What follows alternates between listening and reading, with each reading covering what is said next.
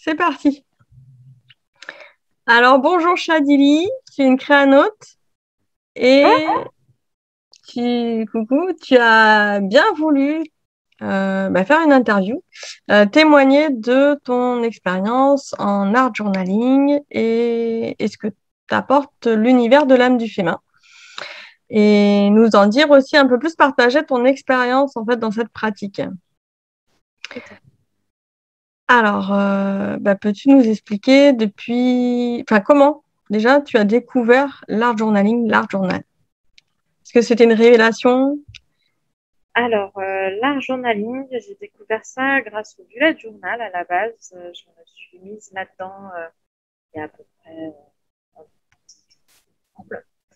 Et de fil en aiguille, de poste en poste, je me suis aperçue qu'il y avait des super beaux dessins dans le bullet, mais c'est pas forcément ce qui me plaisait. J'avais envie d'aller un peu plus loin justement et de faire des dessins ailleurs que dans mon bullet, dans mes daily logs ou autres. Et donc, je voulais vraiment garder mes dessins, surtout des noms dans un bullet qui me fasse 6 mois et que je mette au fond du placard. Donc, j'ai réussi à découvrir l'âme du chemin, il me semble, sur la page de Créa Bujo. Et puis ensuite, je t'ai découverte et je t'ai suivi et je t'ai copié. Et nous voilà là maintenant, après 2 ans, quoi. Et oui, oui. Oui, on a vu oui, presque 2 ans. Et du coup, pour toi, qu'est-ce qu'un art journal?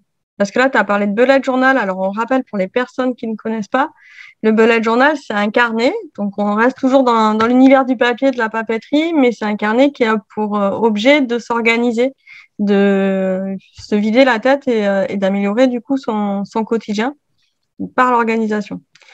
Et comment t'en es venu du coup à faire des jolis dessins dans ton bullet je dédie un carnet exprès pour l'art, quoi, pour le côté Bah, graphique.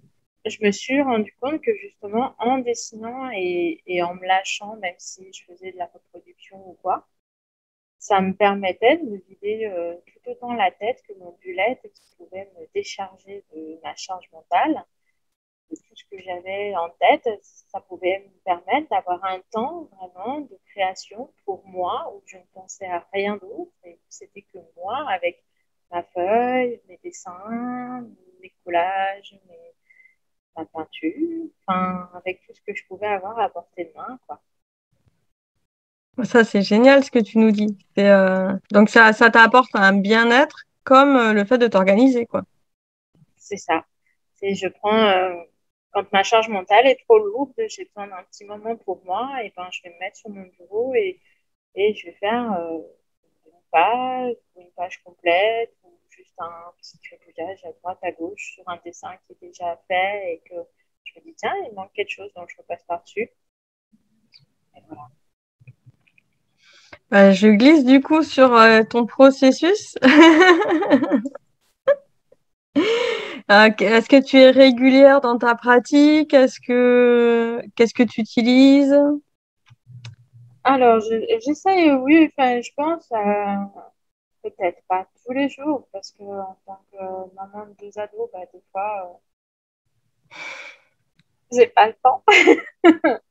mais, euh, mais écrire un petit truc ou quoi. Non, j'essaye franchement, si c'est pas tous les jours, c'est quasiment tous les jours.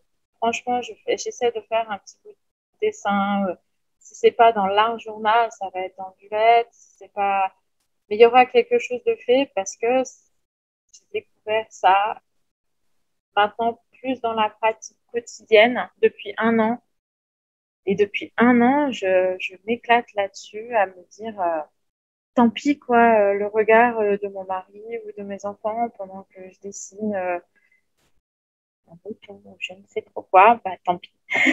C'est le mouton au moment présent, hein. Et puis je le dessine, et puis il a 3 pattes ou 4 pattes tordues ou droites, et ben c'est mon mouton. Et il m'a fait du bien de le dessiner à ce moment-là présent. Et on se sent bien. C'est pas pour le regard des autres. C'est pas un dessin Ouais. pour qu'il soit vu des autres. C'est un dessin qui va être dans un carnet ou dans un livre altéré. Et moi, si j'ai envie de montrer, je montre que certaines pages qui me plaisent. Est-ce que tu peux remettre ton micro un petit peu plus proche, s'il te plaît? Pardon. Merci. Je montre les pages qui me plaisent et il n'y a que moi qui les vois et c'est Oui, c'est un petit plaisir personnel. égoïste. Mais il en faut, il en faut. Alors, attends, je reprends un peu le fil de mes questions. Oui, donc, on a débriefé un petit peu avant. Pour savoir si tu rencontrais quand même des freins, parce que là, effectivement, tu nous parles de déjà te faire ça pour toi, pas pour le regard des autres, etc. Mais est-ce que tu as rencontré des freins et est-ce que tu en as encore dans oser créer, oser faire des choses? Oui, comme on disait tout à l'heure, effectivement, ce qui me manque, c'est l'inspiration, c'est l'intuition à dessiner, c'est la fluidité. Je vais être correcte dans du copiage, dans de la reproduction, mais je ne vais pas forcément avoir l'idée de faire telle ou telle chose. Voilà ce qui me manque à l'heure actuelle pour être autonome et décrocher de tous ces écrans qui peuvent me permettre d'accéder à des dessins, à des créations sur l'art journal. Ok, donc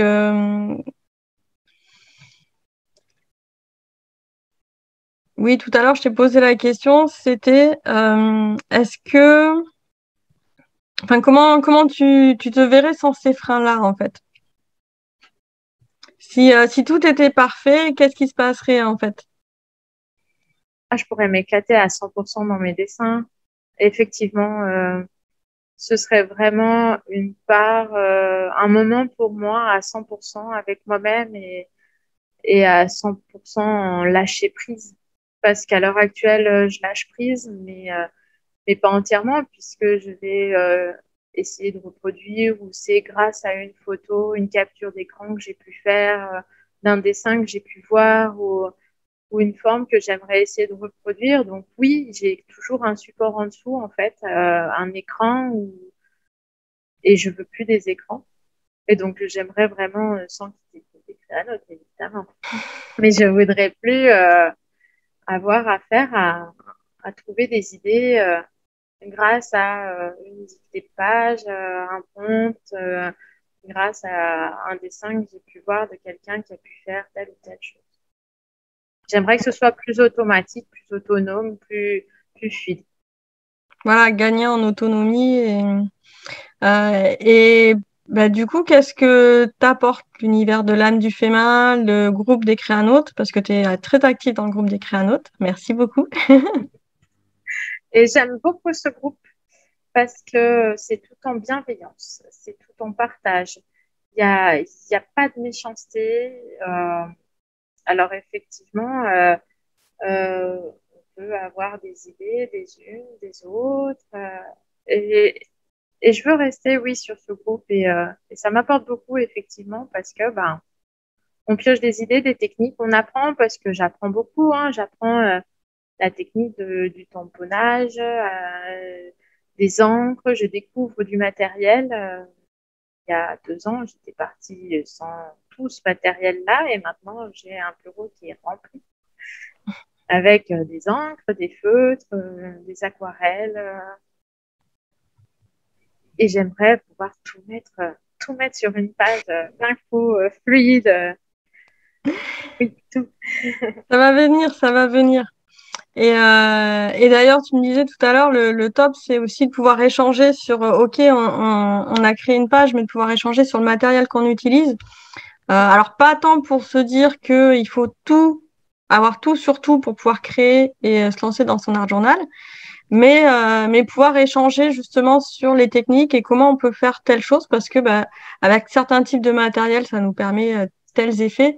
On peut pas forcément toujours retrouver le même résultat avec du matériel différent.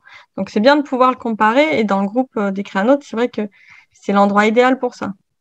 Bah, c'est ce qui manque un petit peu. Ouais, alors souvent, j'essaie de faire part un peu lors de mes photos, de mes partages, ce que j'ai utilisé, comment j'ai obtenu mon résultat, alors avec une plume, avec des encres, pour que les personnes qui souhaiteraient faire comme moi sachent ce que j'ai à utiliser sans qu'ils me posent la question. Après, ils peuvent me poser la question sur la technique, bien sûr, même si j'en ai pas beaucoup. Mais au moins pour le matériel, je peux renseigner. Donc, je le fais.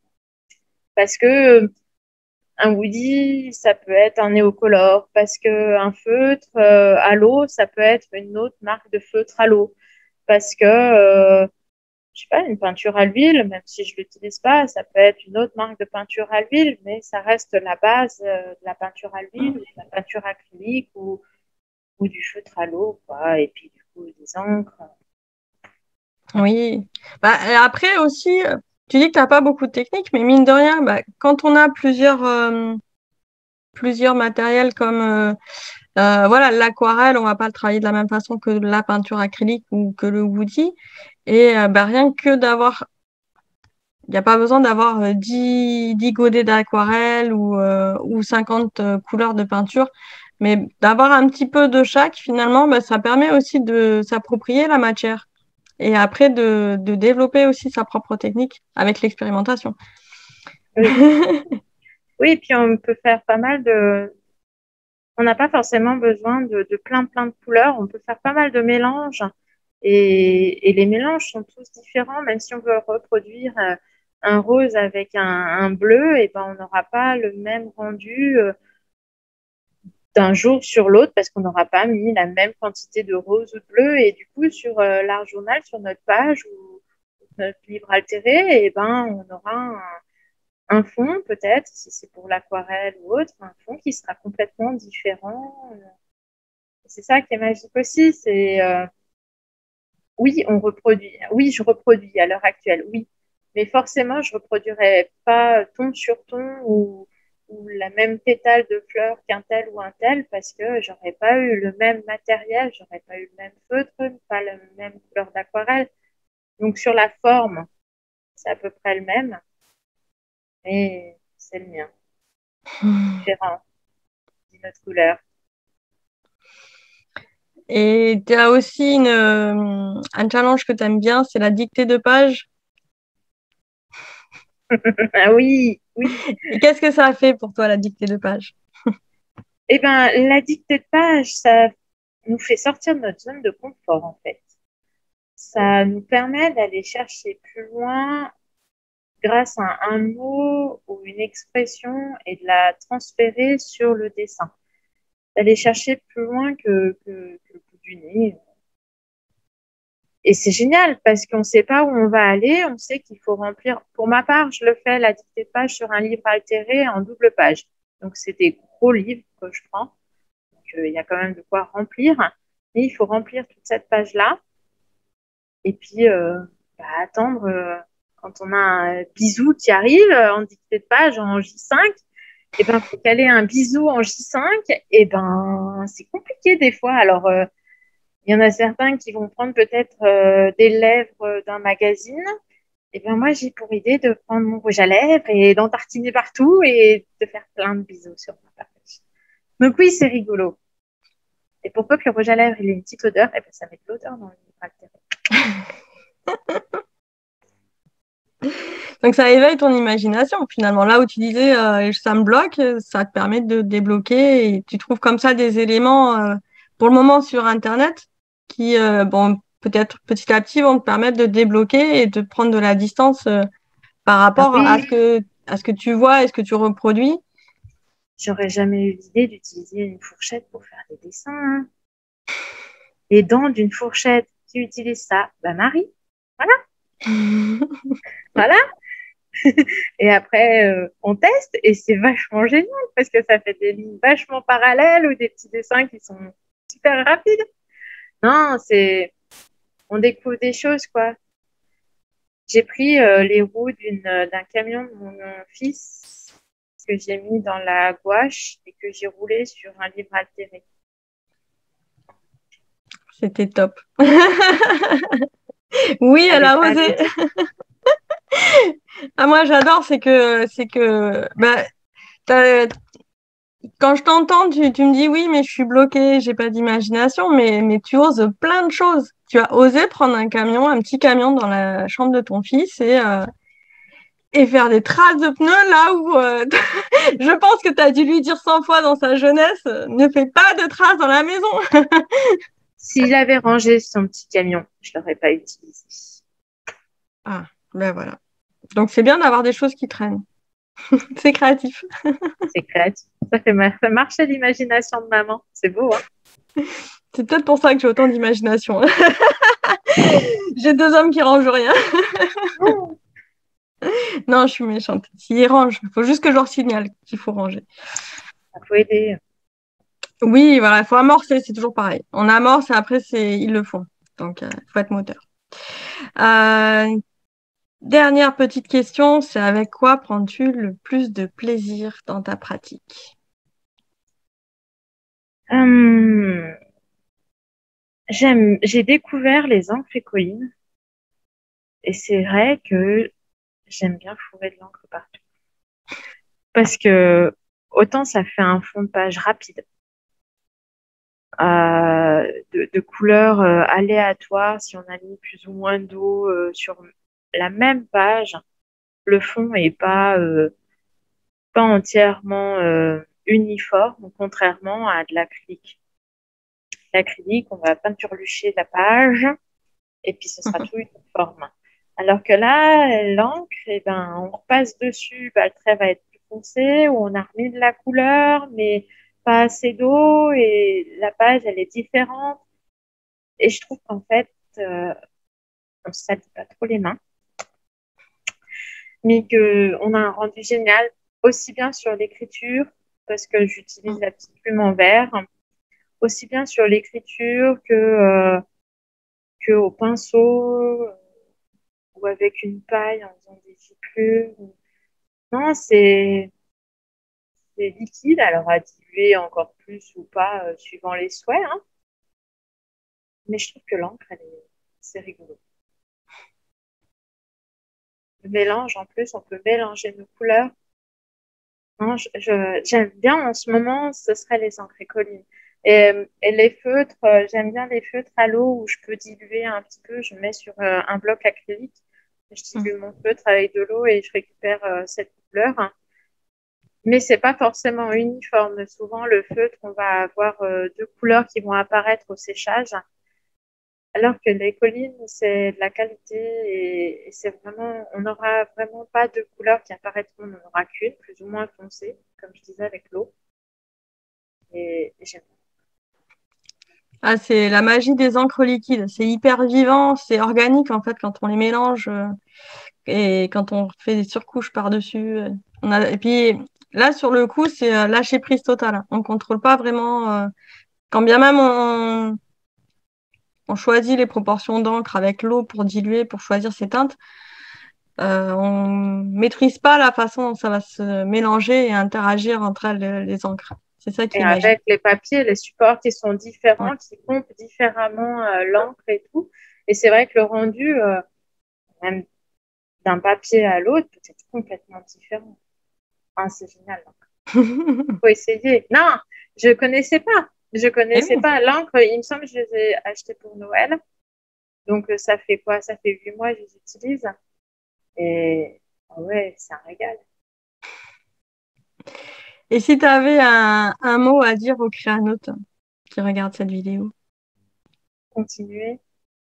Ouais. Continuer à te suivre, à nous suivre, parce que du coup, on partage pas mal. Euh, partager.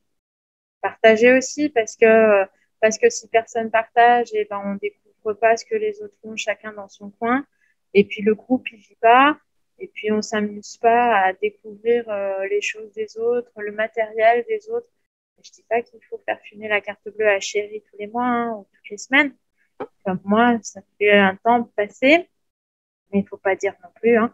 Mais ouais, faut partager pour découvrir le matériel, pour aller au-delà de ses limites et partir dans tous les sens. Oser. Oser, oser, oser et puis s'éclater dans la pratique de l'art journaling, même sans culpabiliser si on a copié, sans on a copié, mais on y a mis du sien quand même avec une autre chose. On a quand même transformé à notre manière le dessin un minimum et puis tant pis. Et puis on s'est amusé, on a pris un temps pour nous. Un temps pour nous. On en a besoin en 2021 d'avoir du temps pour nous. Voilà. Ben, merci beaucoup, Chadili. C'est un beau message là que tu envoies à tout le monde. Moi, par cette interview, je vais en faire d'autres avec d'autres créanotes et d'autres personnes de l'univers de l'âme du féminin parce que je veux montrer que c'est pas n'importe qui, mais que c'est accessible à tous, à tout le monde. Et j'ai oublié de préciser que tu avais converti des membres de ta famille. Hein. Il y a ton fils de 16 ans, tes deux ados se sont mis au livre altéré, à la patouille et avec leur propre style, hein, parce que même un ado, un garçon peut aussi Oui. s'y mettre. Oui, oui, c'est clair. Hein, les deux, ma fille, je la vois pas, je la vois plus. Avant, elle était toujours sur la télé ou la tablette et maintenant, elle est dans son bureau avec sa lampe et elle me tape tout mon matériel. Mais c'est pas grave, c'est pas grave. C'est fait pour et puis je vais pas mourir avec mon matériel. Donc, de toute façon, autant le partager et c'est rigolo parce que ça me permet de partager un petit moment avec mon fils aussi parce que l'ado de 16 ans, il est quand même difficile de compréhension. Il est quand même tout saoul. Vous savez, les ados, quoi. C'est relou. Les vieux sont relous. Donc, du coup, ça permet d'avoir un petit moment de partage mère-fils, bien agréable, et puis de donner des conseils, même si tu me saoules. C'est pas grave. Je l'ai saoulé pour la bonne cause. Chouette moment de famille. C'est cool. Voilà, donc voilà, accessible à tous, toutes, posé. Et puis, ouais, partagez le groupe à votre entourage aussi et c'est. Enfin, je pense qu'on a tout dit là. Je pense aussi. Allez, à bientôt. Bonne journée. Ciao. Au revoir. Alors, je vais couper l'enregistrement.